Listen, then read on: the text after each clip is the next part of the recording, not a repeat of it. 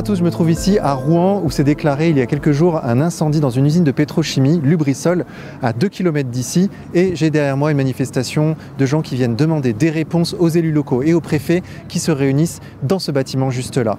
Il faut savoir que le gouvernement a très peu communiqué sur cet incendie. On va aller voir ça de plus près. C'est parti. Macron, c'est moi qui le paye. D'une certaine manière, c'est ma pute. La nouvelle Sainte Trinité, Coca-Cola, McDo, porno. Ce qu'on veut, c'est du sang. Que tu es mal, c'est pas grave. Parfois, la violence est nécessaire. C'est une certaine vision de la démocratie, ça. Je suis obligé de me balader avec un drapeau bif. Votre ligne politique, c'est de la merde. Bon, bah, vive la tolérance alors. Les humains vivent. Il y a du monde quand même, hein. En fait, aujourd'hui, il y a le préfet qui reçoit les élus. On a demandé à rentrer.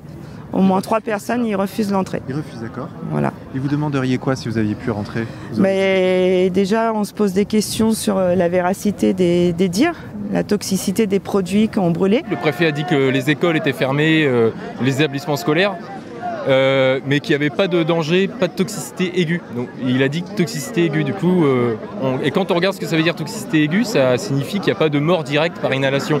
Mais ça ne veut pas dire qu'il y a des effets sur le moyen ou le long terme.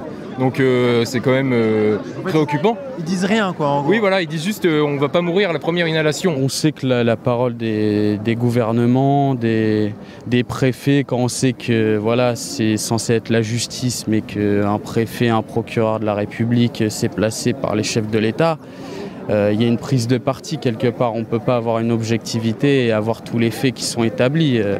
Ils dissimulent des dossiers en attendant d'avoir des rapports. Ils nous diront jamais la vérité. Alors qu'est-ce que vous attendez des autorités concrètement? Des autorités, on attend la vérité, qu'ils nous disent la vérité. Qu'est-ce qui s'est passé ce soir-là? Pourquoi les sirènes d'alarme n'ont retenti qu'à partir de 8h, sachant que l'incendie a démarré à 2h48? Que les gens, quand c'est comme ça, quand il y a un incendie, quand c'est un site classé Céveso, il y a des mesures de confinement à prendre, que les gens n'ont pas été avisés. Maintenant, on a tous des téléphones, il y a des façons de diffuser, des alertes. Rien que les sirènes. Pourquoi elles ne retentissent qu'à 8h? Moi, j'ai des amis qui habitent sur Rouen, ils ont dormi la fenêtre ouverte, ils ont fait tous un stage à l'hôpital.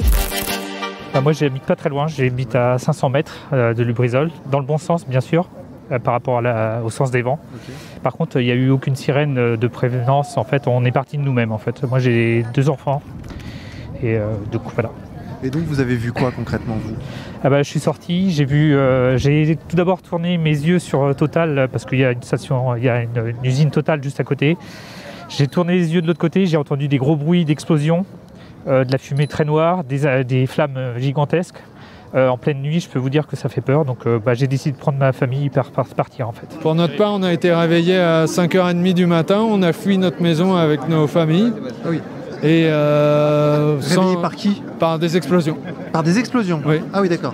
Et depuis, on attend d'avoir des informations qu'on n'a pas, donc on vient voir ici si on peut en avoir plus. On m'avait dit si une de ces usines de Céveso là explose, peut-être que ça allait être une explosion généralisée de toute cette industrie là. Donc moi j'avais ça en tête, j'ai dit on s'en va. On nous demande de remettre les enfants dans les écoles, mais moi-même j'habite à Grand-Quevilly.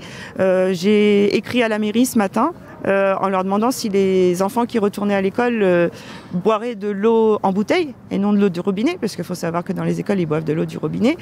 On m'a répondu, on s'est retranché derrière la métropole en disant qu'il y avait eu des relevés d'eau faites le 26 septembre, mais je leur ai dit oui, mais depuis le 26, 27, 28, 29, 30, ils sont où vos relevés?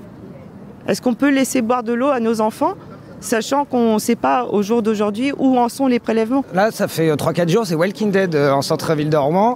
Les gens, ils ont des masques. Il y en a plein qui... Moi, il y a des amis qui se plaignent qu'ils ont eu des toux. Enfin, moi, je fume des clopes, mais c'est pas beaucoup mieux.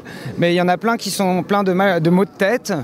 La gorge qui irrite, les yeux qui brûlent. Et voilà, moi j'ai un copain qui habite juste à côté, là, son jardin. Il fait pousser des trucs. Là, c'est complètement...